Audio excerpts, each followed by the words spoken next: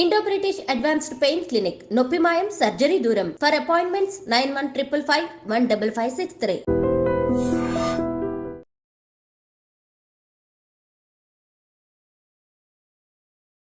నమస్కారం, welcome to I dream. ధర్మ మార్గం విత్ విజిత కార్యక్రమానికి స్వాగతం. ప్రస్తుతం మనతో పాటు ఉన్నారు ప్రముఖ జ్యోతిష్య వాస్తు పండితులు బ్రహ్మశ్రీ జేఎస్ శాస్త్రి గారు. ఇప్పుడు వారితో మాట్లాడి మనకున్న సందేహాలన్నింటినీ కూడా నివృత్తి చేసుకునే ప్రయత్నం చేద్దాం. నమస్కారం అండి. నమస్కారం గురువు గారు, దానాలలోకెల్లా గొప్ప దానం అన్నదానం, విద్యాదానం అని అంటుంటారు.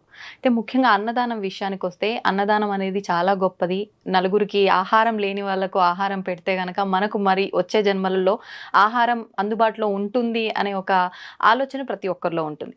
మరి ఇంత గొప్పదైన అన్నదానాన్ని మించి మనం ఎవరైతే అన్నదానం చేపిస్తారో చేపించిన వాళ్ళకంటే ఎక్కువగా తిన్నవారు తిన్న తర్వాత ఏదైతే ఆ విస్తరాకు ఉంటుందో దాన్ని తీసిన వారికి ఎక్కువ పుణ్యం వస్తుంది అని చెప్పి, లేదు అన్నదానం చేయించిన వాళ్ళకు వచ్చిన ఫలితమే ఇది తీసిన వాళ్ళకు కూడా వస్తుంది అని చెప్పి పెద్దవాళ్ళు చాలా సందర్భాల్లో చెప్తూ ఉంటారు.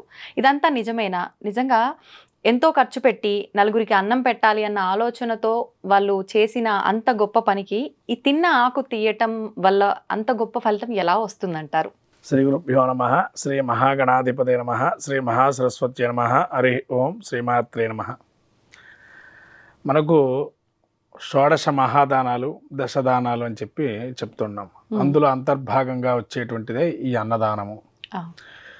మనము ప్రత్యేకంగా మీరు చూస్తుంటారు, అన్నదానం అనేటువంటిది ప్రముఖంగా ప్రతి అమావాస్య రోజు కొంతమంది చేస్తుంటారు. కొంతమంది దేవాలయాల్లో ప్రతినిత్యం కూడా అన్నదానం అనేది చేస్తున్నారు. అవునండి. మనకు అన్నదానంలో ఒక విశేషం ఏంటంటే, మీకు ఉపనిషత్తులకు మనం వెళ్ళినట్లయితే అన్నం నింద్యాత్ అని చెప్పి మనకు ఉపనిషత్తులో అనువాకం ఉంది.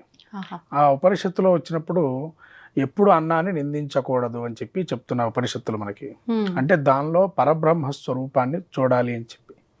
అంటే పరబ్రహ్మ స్వరూపాన్ని ఎలా చూస్తామండి మరి అంటే, ప్రతి జీవికి తన జఠరాగ్ని అనేది ఉంటుంది. అంటే పంచభూత సాక్షిగానే జీవనం జరుగుతుంటుంది. ప్రతి మనిషికి కూడా పంచభూత తత్వంలోనే ఉంటుంది. ఎందుకంటే ప్రతి మనిషికి వాయువు ఎంత ముఖ్యమో, జీవం ఉత్పత్తి అనేది అంత ముఖ్యము. దానిలో జలము ఉంటుంది అంతర్గతంగా, దానిలోనే అగ్ని ఉంటుంది. అది ఊర్ధ్వరహితంలో ఉన్నట్టు నుదురు ఆకాశ భాగంగాను, పృథ్వీతత్వంగా మనం కూర్చునేటువంటి పిరుదుల్ని పృథ్వీతత్వంగాను, ఇలా అనేక పంచభూత తత్వాలను మనము చూస్తుంటాం శరీర భాగంలో. అంటే ప్రతి దానికి కూడా మన ప్రతి ఒక్క అవయవంలో ముఖ్యంగా కావాల్సింది రక్తం. ఈ రక్తాన్ని మనకు కలగజేసేది ఆ కండరాలకు సంబంధించి అవన్నీ కూడా జీవనం ఉండాలి అని అంటే ఏదైనా ఆహారం తీసుకోవాలి. అంటే ఆహారంలో ఆ యొక్క ఆహారం ఏదైతే ఉంటుందో దాన్ని బేస్ చేసుకొని మన యొక్క జీవన శైలి నడుస్తూ ఉంటుంది. దాన్ని బట్టి ముఖ్యంగా ఎందుకు అంటే, ఇది అన్నదానం చేయడానికి ముందర అది ఉద్దేశించింది దేనికని తెలుసుకోవాలి. మొదలు ఉద్దేశం ఏంటి? ఎందుకంటే అన్నదానం అందరూ చేయగలుగుతారు. ఎందుకంటే ఎవరైనా ఇంటికి వస్తే భోజనం చేసి వెళ్ళండి అని అంటాం. అసలు దాని యొక్క ప్రధాన ఉద్దేశం ఏంటంటే మర్యాదగా మనం అనుకుంటాం. కానీ ప్రతి జీవికి కూడా మనిషికి భోజనం పెట్టడంతో ఉన్న ఆనందం ఇంకోటి లేదు. ముఖ్యంగా బ్రాహ్మణ భోజన ప్రియ అన్నారు. అంటే బ్రాహ్మడికి ఎన్ని సంతర్పణ చేయండి, ఏ విధంగా చేయండి, ధర్మం ఎన్ని విధాలుగా ఇచ్చినా కూడా బ్రాహ్మడికి స్వయం పాకం అనేది ఎందుకు పెట్టారు? కారణం ఏంటంటే, అతను ఎప్పుడైతే ఆ స్వయం పాకం మనం సమృద్ధిగా ఇస్తామో ఆ బ్రాహ్మడు యొక్క ఆశీస్సుల వల్ల లోకము సుభిక్షంగా ఉంటుంది, వాళ్ళు సుభిక్షంగా ఉంటారు. అందుకని అంటే ఈ భూసురులుగా విష్ణుమూర్తి స్వరూపంగా మనకు ఈ యొక్క బ్రాహ్మణులు ఉంటారు. కాబట్టి విష్ణుమూర్తిని మనం ఎప్పుడైతే ప్రత్యక్షం అవుతారంటే, మనకు ఆరాధన ప్రత్యక్షంగా చేయలేం కాబట్టి బ్రాహ్మణ స్వరూపంలో ఆరాధన చేయటం వల్ల సాక్షాత్ విష్ణుమూర్తి స్వరూపంగా భావం చేస్తే స్థితికారకుడు కదా, మనకు అన్ని రకాల స్థితిని కలుగుతూ ఉంటాయి. అయితే దీనికి మీరు అడిగినటువంటి ప్రశ్న అన్నదానం ప్రత్యేకంగా అడిగారు. అంటే అన్నదానంలో పరబ్రహ్మ స్వరూపాన్ని ఎలా అయితే మనం చూడాలనుకుంటున్నామో, అంటే ప్రతి ఒక్కరికి భోజనం పెట్టిన తర్వాత కొంతవరకు ఈ యొక్క యజ్ఞోపవిధారణం ఉంటుంది విధిగా. అంటే బ్రాహ్మణులకు, క్షత్రియులకి, వైశ్యులకి, ఇంకొంతవరకు ఉన్నాయి. అంటే వాళ్ళ యొక్క గురోపదేశాలు బట్టి కొంతమంది కూడా ఉన్నాయి. అయితే ఇక్కడ ఏంటంటే అన్నదానంలో ఉన్న విషయము మనకు అన్ని రకాల షడ్రుషోపేతంగా పెడతాం. ఎప్పుడైతే ఇప్పుడు మీకు క్షేత్రం ఎగ్జాంపుల్గా మనం తీసుకున్నట్లయితే ధర్మస్థలి. ధర్మస్థలిలో ఆ భక్తుడు మంజునాథ స్వామికి ఎట్లయితే ఆయన ఇప్పుడు ఉన్నారో, మంజునాథ స్వామి ప్రతినిత్యం వాళ్ళు ఒక అతిథికి భోజనం పెట్టేటువంటి వారు. కానీ అక్కడ రూల్స్ ఏంటంటే భోజనం ఎవరు చేసినా కాళ్ళు కడుక్కొని రమ్మంటాం. సాక్షాత్తు శివుడే ఒక స్వరూపంలో వస్తాడు.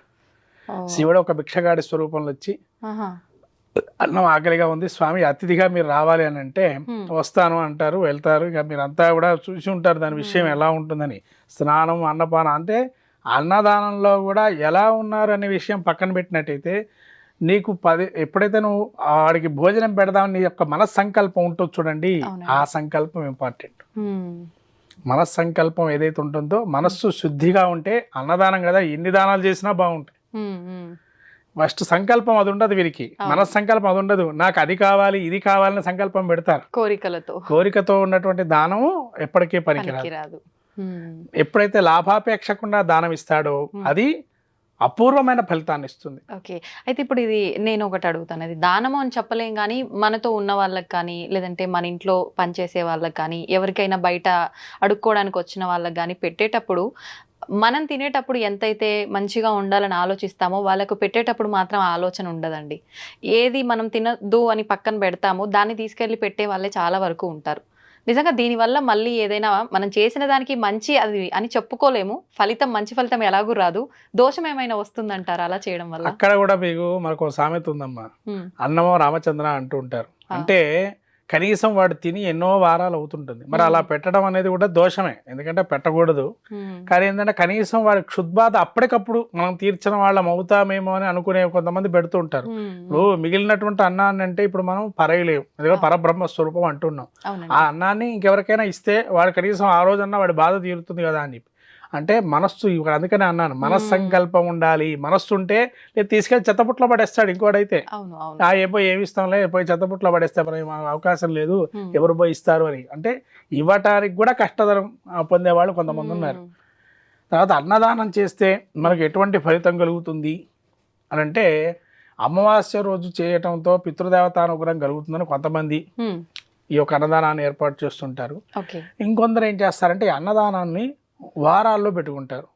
ఒక్కొక్క వారం ఒక్కో విధంగా, సోమవారం శివుడికనో, గురువారం ఈ యొక్క బాబా గుళ్ళో, అన్ని గుళ్ళో పెడుతూ ఉంటారు, రాఘవేంద్ర స్వామి గుళ్ళో అని. అంటే ఒక్కొక్క దేవాలయంలో ఒక్కొక్క వారం చేస్తుంటారు. కానీ ఈ భోజనం అనేది ప్రతినిత్యం మనం ఎప్పుడైతే దానం చేస్తామో ఆ దాన ఫలితం ఏంటి అంటే మనం ఎప్పుడైతే ఎవరి అయితే క్షుద్బాత సంతోషంగా వాడు ఆశీస్సులు ఇస్తాడో మనకి చల్లగా ఉన్నాయినా అని అంటారు. అంటే ఏంటంటే ఆ ఆశీస్సులు కూడా కొంతవరకు వాడికి మంచి చేస్తాయి. అందుకని అన్నదానంలో ఉన్నట్టు గొప్పదనం అటువంటిది. మనం అన్నదానం తర్వాత ఈ యొక్క అన్నదాన విశేషం మళ్ళీ ఎక్కడ కలుగుతుంది మీకంటే పితృ కార్యక్రమాలు చేసేటప్పుడు బ్రాహ్మణికి భోజనం పెడతారు కొన్ని ద్విజులుగా, స్వయంపాకం ఇచ్చేవాళ్ళు. దానిలో ఇది అక్షయమవుగాక అంటారు. అక్కడ అక్షయమవుగాక అంటే మనం ఇచ్చినది కొంత అయినా కానీ అక్షయం అంటే ఆ ఫలితాన్ని మనం ఊహించిన విధంగా మనకు ఆశీస్సులు ఇవ్వండి అని చెప్పి అక్కడ అడుగుతుంటారు పితృదేవతలు. ఇప్పుడు నేను ఏదైతే బ్రాహ్మణునికి ఇచ్చానో అది నాకు మళ్ళీ మళ్ళీ వృద్ధిలోకి రావాలి అని చెప్పి ఆశీర్వాదం అండి. అదే అక్షయమవుగాక అంటే అక్షయ పాత్ర అంటే ఏంది, ఎప్పుడు కూడా క్షయంగా అనేటువంటి పాత్ర. అంటే ఎప్పుడు నశించదు, ఏదో కొంత గొప్ప అందులో ఉంటది అక్షయంగా, అదే అక్షయం అని అంటారు. అంటే తిండికి లోటు ఉండదు, ఇంకా తిండికనే కాదండి, ఇంకా లక్ష్మీ ప్రాప్తి గాని వారి స్థితి గాని అన్ని విధాలుగా. ఇంకా అంటే అక్షయమవుగాక అని చెప్పి ఆశీర్వచనలు ఇస్తారు. మీరు పిండ ప్రదానాలు చేసేటప్పుడు బ్రాహ్మణులు చెప్తారు ఈ విషయం, అక్షయమవుగాక అని చెప్పిస్తారు. అంటే ఆ సంబంధం ఏంటంటే అక్కడ కూడా ఈ పితృదేవతానుగ్రహం పరిపూర్ణంగా కలిగి వాడు రుణ విముక్తి, అంటే వాడికి మనకు రుణానుబంధ రూపేణ పశుపత్ని సుతాలయ ఎప్పుడైతే అంటామో ఆ సూత్రానికి ఇది రుణం అది తీరాలి అంటే ఇటువంటివి సంకల్పం చేతగా ఎప్పుడైతే స్వయం పాకం ఇస్తాడో ఆ రుణం తీరుతూ ఉంటుంది. ఇట్లానే వెంగిలి ఇస్తరాకులు ఎత్తచ్చా అంటే ఇక్కడ కూడా ఏంటంటే వ్రత నియమాలు కొన్ని ఉన్నాయి. కొన్ని వ్రతాలు 7 శనివారాల వ్రతం విన్నారు మీరు, ఇనే ఉంటారు. ఆ 7 శనివార వ్రతాల్లో ఎవరైతే కర్తగా చేస్తారో వాళ్ళు ఎత్తడమే చాలా విశేషం అక్కడ. రెండోది కొంతమంది వ్రతాలు ఈ వేద పండితులు చేసే వ్రతాలు కొన్ని ఉంటాయి. ముఖ్యంగా వాళ్ళు ఆగ్నేయం ఈ యొక్క యాగాలు చేసేటువంటి సమయం అది ఎత్తడంతో కూడా వాడికి అపూర్వమైన ఫలితం వస్తుంది. ఎలా వస్తుంది అంటే ఈ జన్మలో వాడు ఇంకో విధంగా ఉండొచ్చు. ఏది అది మీరు అన్నట్టుగా వాళ్ళు ఎవరో ఎత్తుతున్నారండి మనకి ఎటువంటి ఫలితం కలుగుతుంది, మనకి నామోషి ఉంటుంది ఎత్తడంలో అని. అలా ఎత్తడం వల్ల వాడు రాజు అయ్యొచ్చు వచ్చే సంవత్సరం వచ్చే జన్మలో వాడికి. అంటే అది కూడా అన్నపూర్ణే సదాపూర్ణే శంకర ప్రాణం అంటే అమ్మవారు ఉంది అక్కడ కూడా ఆ పాత్రలో. అందుకని అక్షయమవుగాకి ఇంకొక శ్లోకం కూడా ఉంది, ఇంకొక మంత్రం ఉందమ్మా. రౌరవి అపుణ్యంలయే పద్మాద్భుత నివాసనం అదకం దత్తం అక్షయం ఉపతిష్టతు. ఇది ఎప్పుడైతే మనం అప్రదక్షిణంగా తిప్పుతారు ఆచమనం అంటే మీరు గాయత్రి మన ఉపదేశం ఉన్న వాళ్ళు మామూలుగా దానికి ప్రోక్షణ చేసి పరిశుభ్రం చేసుకొని భోజనం చేస్తారు, ప్రాణాయామాది అపానాది స్వాహాకారాలు చెప్పి చేసుకుంటారు. మళ్ళీ ఉత్తరాపోషణంగా ఇది చెప్తారు. ఉత్తరాపోషణ చేసినప్పుడు ఈ యొక్క అన్నంలో ఏదైనా నాకు తెలిసి తెలియని లోపంతో కొన్ని వదిలేసినా కూడా రౌరవాది నరకాల్లో పడతారని చెప్పి అంటారు. కాబట్టి అన్నాన్ని విడిచద్దు, అన్నం విడవకూడదు అని చెప్పి అందులో నాకు తెలియక ఇది కూడా ఏదైతే ఉంటుందో ఆ పాపం క్షయమైపోయి రౌరవాది నరకాల నుంచి బయటపడేసి ఇది అమృతతుల్యంగా నా ఆహారం నా లోపలికి వెళ్ళి అది అక్షయంగా అన్ని విధాలుగా బాగుండేట్టుగా నాకు కానీ పెట్టిన వాళ్ళకి కానీ అది అక్షయమవుగాక అని చెప్పి ఆ యొక్క ఉత్తరాపోషణ చేస్తాం. ఈ అంటే నరకంలో కూడా ఉత్తమ లోకాలు ఉంటాయంటారు కదా, అందులోనే ఈ యొక్క పుణ్యలోకం అది చెప్పడం వల్ల పద్మాద్భుత నివాసం. పద్మాద్భుత అంటే ఏంటి, మనకు ఈ యొక్క తామర పువ్వు ఏదైతే దేనిలో నుంచి వస్తుంది, బురదలోంచి వస్తుంది. అంటే దానికి బురదలోంచి వచ్చినా కూడా మనం దాన్ని ఎంత పుణ్యంగా వాడతాం, విష్ణుమూర్తికి లక్ష్మీదేవికి. అట్లానే ఇక్కడ కూడా ఈ యొక్క పుణ్యలోకాలు రావాలని వడ్డించిన వాళ్ళకి కానీ తీసిన వాళ్ళకి కానీ అట్లే ఈ అన్నదానం చేసిన వాళ్ళకి కానీ ఒకటే ఉత్తరాపోషణతో సమాప్తి చేస్తాం. ఇది అమృతంతో సమానంగా మారాలి, మా ఆహారం మాకు బాగుండాలి, పెట్టిన వాడికి కూడా ఆ అన్నదానం చేసిన వాడికి అమృతతుల్యంగా అక్షయ ఫలంగా కావాలి అని చెప్పి ఆశీర్వచనాలు చేస్తాం. ఇది అన్నదానంలో చాలా విశేషమైంది. ఈ అన్నదానం మీరు అన్నాడు ఉత్తరాయణ పుణ్యకాలము, అమావాస్య రోజు, ఇంకా తదితర పుణ్య కార్యక్రమాలు, పుట్టినరోజులను ఇంకా చాలా రకరకాలు ఉన్నాయి. రకరకాల అన్నదానం చేయటం వల్ల గ్రహశాంతి అనేది కూడా కలుగుతుంది, ప్లస్ పితృదేవతానుగ్రహం కలుగుతుంది, ఇంకా అనేక రకాలైనటువంటి ఇబ్బందుల నుంచి బయటపడతాం. ఈ అన్నదానంలో ఉన్న విశేషం. వ్రతంలో నియమాల్లో కూడా ఉన్నాయి. అన్నదానం ఒక పూట చేయమని, లేదైనా ఎవరెవరికి పెట్టాలి అనేది, ముత్తైదులకు పెట్టడం వల్ల ఏమవుతుందని మనం వ్రతాలు చూసుకున్నట్లయితే చాలా ఉన్నాయి. ఇంకా అన్నదానం అంత విశేషమైంది. ఆశీర్వాదం, నిజంగా ఆశీర్వాదానికి బలం ఉంటుందా? ముఖ్యంగా బ్రాహ్మణుల దగ్గర ఖచ్చితంగా ఆశీర్వాదం తీసుకుంటూ ఉంటాము, ఎంతో అంత దక్షిణ చేతిలో పెట్టి మరి తీసుకుంటూ ఉంటాము. నిజంగా అంత పవర్ ఉంటుందా వాళ్ళ ఆశీర్వాదానికి అంటే ఏం చెప్తారు? శ్రీ గురుభ్యో నమః. శ్రీ మహాగణాధిపతయ నమః. సరస్వతి నమః. ఓం శ్రీ గురుభ్యో నమః. బ్రాహ్మణ ఆశీర్వాదం అనేటువంటిది చాలా, ఎందుకంటే మీకు ఈ ఆశీర్వాదంకు ఉన్నటువంటి పవర్ ఏంటి అంటే ఆశీర్వాదంతో అంతా ఉంటుందా? చాలా మంది కూడా మా అబ్బాయి పుట్టినరోజు, మా అమ్మాయి పుట్టినరోజు ఆశీర్వదించండి అని చెప్పి అంటూ ఉంటారు. అవునండి. కారణం ఏంటి అంటే విష్ణుమూర్తి స్వరూపంగా మనం భావన చేస్తున్నాము బ్రాహ్మణుల్ని అని చెప్పి. లేదైనా మరి ఏ పూజ చేస్తే ఆ బ్రాహ్మణ ఆ స్వరూపంగా ఆరాధన చేసి దండం పెట్టుకుంటాం. అంటే అతను ఏం చేస్తాడు మరి అంటే నిత్యము అతనుకున్న ఆయుధము గాయత్రి మంత్రం. ఈ యొక్క గాయత్రి మంత్రం ఎప్పుడైతే ఎన్ని మంత్రాలు ఉన్నా కూడా, ఎన్ని ఉపదేశ మంత్రాలు ఉన్నా, ఎన్ని ఉన్నా కూడా నిత్యము గాయత్రి మంత్రాన్ని పఠిస్తే దానిలోనే 24 శక్తులు, ఒక్కొక్క అక్షరానికి ఒక్కొక్క శక్తిగా మనకు సాక్షాత్తు అమ్మవారి అనుగ్రహం వల్ల కలిగింది. కాబట్టి గాయత్రి మంత్రం ఎంతైతే వాళ్ళు నిత్యానుష్ఠానంగా చేస్తారో, త్రికాలంలో కానీ ద్వికాలంలో కానీ, త్రికాలం ఉంది, త్రికాలంలో 3 సార్లు రోజు, ఒకటి ఉదయం ప్రాతకాలము సూర్యోదయానికి పూర్వం 2 గంటల ముందర నుంచి చేయమన్నారు, 2-3 గంటల నుంచి, మధ్యాహ్నం వేళ 12 గంటలకి, సాయంత్రం మళ్ళీ సూర్యాస్తమయానికి 2 గంటల 3 గంటల ముందు నుంచి. ఇలా చేయటం వల్ల మళ్ళీ నక్షత్ర దర్శనం అయ్యేదాకా ఆ యొక్క సంధ్యావందనం మనం చేసుకోవచ్చు అన్నారు. అంటే ఈ సంధ్యావందనం చేసుకోవటం వల్ల అందులో ఏంటంటే ప్రధాన ఉద్దేశము, అతను తెలిసి తెలియక ఎటువంటి అతను పాదములు అంటే మనకు పాదంలో ముఖ్యంగా ఏంటి అంగుష్టం అంటే ప్రధానంగా ఏదైతే ఉంటుందో మనకు కాలి పాదాల్లో, అందుకని గురుపాదుకాభ్యాం అని గురుపాదుకలు కూడా దండం పెట్టుకోమంటాం. అంటే గురువు స్వరూపంగా భావం చేస్తాం, వాళ్ళ ఆశీర్వచనాలు కూడా తీసుకుంటాం. అంటే వాళ్ళ తపశ్శక్తి అంతా కూడా పాదాల్లోనే ఉంటుంది. తపశ్శక్తి అంతా ఎక్కడుంటుంది అంటే బ్రాహ్మణ పాదాల్లో కానీ, గురుస్వరూపంగా ఉన్న పాదాల్లో కానీ, స్వామీజీలు నిత్యం ఆరాధనాకర్తవుగా వాళ్ళు అదే తదేకంగా ఉంటారు. కాబట్టి క్షేత్ర దర్శనాలు, దాంతోపాటు ఒక్కొక్క క్షేత్రంలో ఫలానా అంత మహిమాన్వితమైన స్వయంభూ దేవతా క్షేత్రాల్లో కానీ వాళ్ళు చేసే అభిషేకాదులు వ్రతాదుల వల్ల, అందుకని వారు అంత నియమిష్టలతో ఉంటారు, వాళ్ళ యొక్క ఆశీర్వచనం కూడా ఆ పాదాల్లోనే ఉంటుంది. కానీ పాదాలు చాలా ముఖ్యం. అందుకని మనకి ఎక్కడ వెళ్ళినా కూడా శ్రీవారి పాదాలను, దేవతా పాదాలను అంటే వాడికి దండం పెట్టుకోండి అని అంటాం. ఎందుకంటే ఆ పాదాలు అంత మహత్యం ఉంది కాబట్టి. ఇప్పుడు అంటే ఆ పాదాలని తాకి తీసుకున్న ఆశీర్వాదమే లెక్కలోకి వస్తుందా? చాలా మంది పాదాలు తాకకుండా నమస్కారం చేసుకోమంటుంటారు. అంటే ఇక్కడ ఇంకో అంశం ఏంటంటేనండి, పాదాలు తాకకుండా నమస్కారం చేయమన్నారు ఏదైతే ఉందో అది సరైనటువంటిది అయితే కాదు.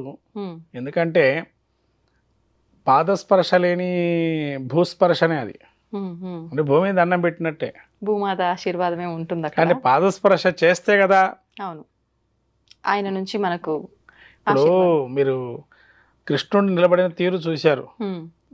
కృష్ణుడు నిలబడిన తీరు చూస్తే మనకు మనకు ఏ చేతి ఏది ఉందో ఆ భావంలో ఆయన నిలబడ్డారు ఆ తీరులో. అవునండి. అక్కడ కూడా నమస్కారము చేసేటప్పుడు కుడి చెయ్యి కుడి కాలికి, ఎడం చెయ్యి ఎడమ కాలికి నమస్కార భంగిమలో అక్కడ ఉంటారు కృష్ణుడు.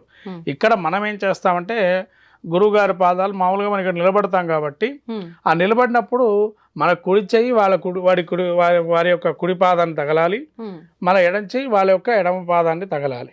అలా నమస్కారం చేయాలి. అంటే ఆపోజిట్ గా పెట్టాలి. కుడి చేయి పైన ఎడం చేయి కింద పెట్టి నమస్కారం చేయాలి. అలా చేసి దానికి పూర్వము, నమస్కారానికి పూర్వం కూడా ఏంటంటే ఇంట్రడక్షన్ పార్ట్ ఉంటుంది. ఎవరు వాళ్ళు ఇంట్రడక్షన్ చేసుకోవాలి ఫస్ట్. అంటే నేను పలానా అండి అని, ఏమండి పలానా నేను మీ యొక్క ఆశీర్వాదం కోరుతున్నానని చెప్పాను. అంతేగాని మా అబ్బాయి అమ్మాయి వచ్చి ఆశీర్వదించండి అని కాదు. అంటే ఒక మర్యాదపూర్వకంగా ఆశీర్వచనం అనేది ఏదైతే ఉంటుందో, ఒక శిష్యుడికి గురువు సంబంధం ఏంటంటే అట్లానే ఉంటుంది గురు శిష్యుల సంబంధం. అక్కడ ఒక శిష్యుడు వచ్చినప్పుడు తన చతుస్సాగర పర్యంతం అని చెప్పి తన యొక్క ఏదైతే ఉంటుందో ఆ పేరు అవన్నీ కూడా తన యొక్క శాఖ అని చెప్పి చేస్తారు. అలా చేయటంతో ఏంటంటే గురువుకి ఉత్సాహం పెరుగుతుంది. తనకు తాను ఇంట్రడక్షన్ చేసుకొని అడుగుతున్నారు, తన యొక్క ఆశ్రయించారు, ఆ పాదాలను ఆశ్రయించారు కాబట్టి ఆశ్రయం, నా పాదాలను ఆశ్రయించారు కాబట్టి మనం తదేకంగా వాళ్ళకి ఆశీర్వచనం ఇవ్వాలనే ఒక భావన అనేది కలుగుతుంది. ఎప్పుడైతే తనకు తాను విషయం చెప్పుకుంటే ఆశీర్వచనం ఆటోమేటిక్గా అది వస్తుంది. అంతే తప్ప మనం వెళ్ళి దండం పెట్టుకోగానే ఆశీర్వచనం కాగానే కాదు. మనం ఒక మర్యాదపూర్వకంగా నిదానంగా వెళ్ళి నమస్కారం చేసుకుంటే అప్పుడు ఆశీర్వచనం. ఆ బ్రాహ్మణ ఆశీర్వచనం కూడా ఎలా ఉంటుందంటే మనం ఏది కోరకూడదు, వాళ్ళ నోట్లోని చేదొస్తే అదే. అంతే తప్ప ఏమంటే మా అబ్బాయికి వివాహం కావాలి అక్షతలేయండి, మా అమ్మాయికి ఉద్యోగం రావాలి అక్షతలేయండి అనే మనం అడగకూడదు. ఇప్పుడు అపాత్ర దానం పనికిరాదంటారు దానాల విషయానికి వస్తే. అలా ఆశీర్వాదం కూడా ఇప్పుడు మనం ఆశీర్వాదం తీసుకున్నప్పుడు నాకు పెళ్ళి అయ్యి ఉండొచ్చు, వాళ్ళకి తెలియక దీర్ఘ సుమంగళి భవ అనో లేదంటే కళ్యాణ ప్రాప్తి రస్తు అనో. ఇప్పుడు దీర్ఘ సుమంగళి భవ అంటే ఆల్రెడీ పెళ్ళయింది, భర్త బాగుండాలి అని చెప్పి ఆశీర్వదించారు, అది ఓకే. కళ్యాణ ప్రాప్తి రస్తు అంటే నాకు ఆల్రెడీ పెళ్ళైపోయింది, మళ్ళీ కళ్యాణ ప్రాప్తి రస్తు అంటే అసలు ఆశీర్వాదం పనికిరాదు. అలా ఏదైనా అపాత్ర ఆశీర్వాదం కూడా ఉంటుందా? ఉంటుందమ్మా. ఎందుకంటే మనకు ఆచార వ్యవహారాలు కొన్ని ఉన్నాయి. సాంప్రదాయబద్ధంగా మెట్టెలు పెట్టుకోవటం, సూత్రధారణ ఇవన్నీ కూడా కనబడితే మళ్ళీ ఆశీర్వచనం చేయరు ఎవరు కూడా. ఇవాళ కాళ్ళ ఎన్ని తీసేస్తున్నారు, అంతే కదా. ఇవాళ తీసేసి ఏవో ఫ్యాషన్ గా తిరగటం మొదలు పెట్టారు. ఏదో దానికి ఒక కంకణాలు వేయటం కాలికి, అంతే తప్ప అది ప్రమాణంగా ఏవైతే పెట్టుకున్నారో ఎందుకు ఏమిటి అని తెలిస్తే అవి తీయకుండా ఉంటే వాళ్ళకి అన్ని రకాలు అన్ని సమృద్ధిగా ఉంటాయి. ఎప్పుడైతే వాళ్ళన్నీ తీసేస్తారో ఏదో ఒక లోటు అనేది ఖాయంగా వస్తూ ఉంటుంది.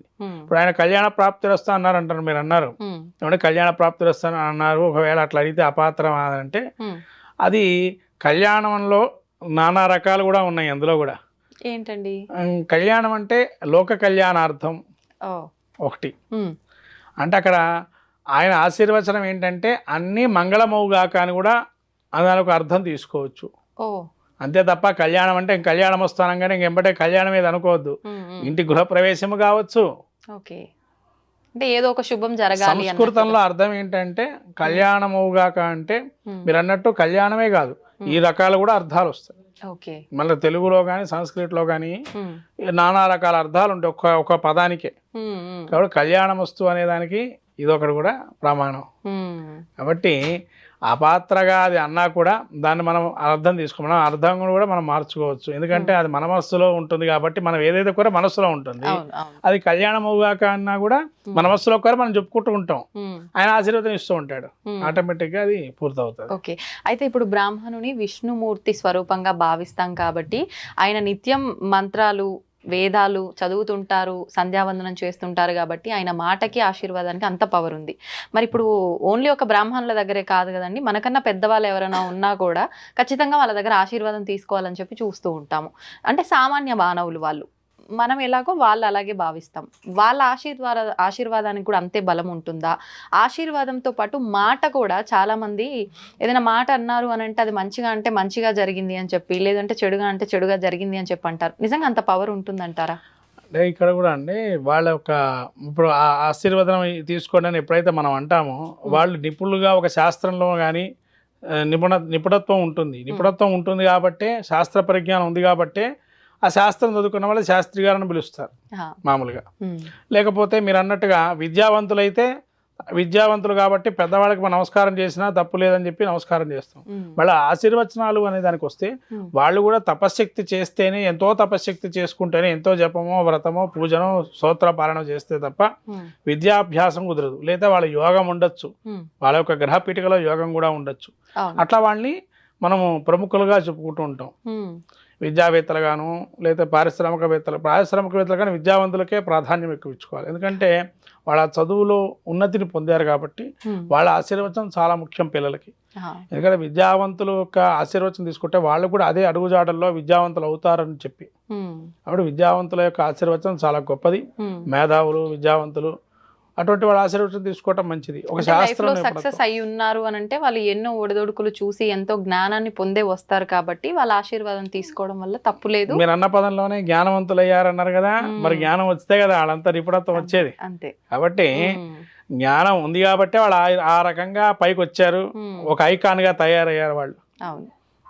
మనం ఇప్పుడు ఒక పేరుని తీసుకుంటే బ్రాండ్ అని ఎట్లయితే అంటున్నామో దాన్ని బట్టే వాళ్ళు చలామణిలో ఉంటారు.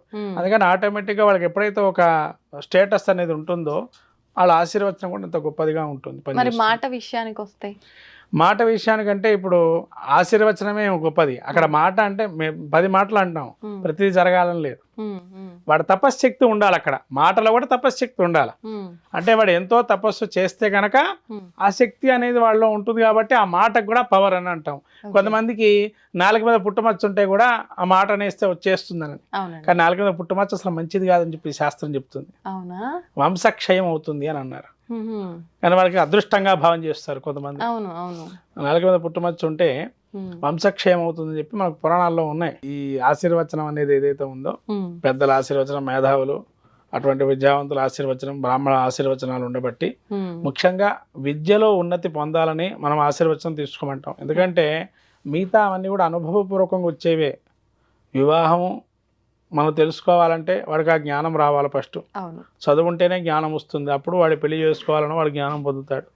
తర్వాత పెళ్లి తర్వాత ఉన్నటువంటి మళ్ళీ పిల్లలు కానీ అవన్నీ కూడా విద్యలో వాడు ఆరితేరితే కనుక మిగతా వాటికి ఆటోమేటిక్ గ్రిప్ వస్తుంది. విద్యలో వాడు జయం కలగకుండా ఇవన్నీ చేయగలుగుతాడా అనేది కొద్దిగా క్వశ్చన్ మార్కే. కాబట్టి విద్యావంతులు ఉంటేనే వీటిలన్నిటిలో తెలుస్తాయి. అంటే విద్యావంతులుగా ఉండి వాళ్ళ యొక్క ఆశీస్సులు, అందులో బ్రాహ్మణులు కానీ ఇతరస్తులు ఎవరైతే మీరు అన్నారు పెద్దవాళ్ళు ఆశీర్వచనాలు అవన్నీ కూడా తీసుకోవటం వల్ల మంచి జరుగుతుంది.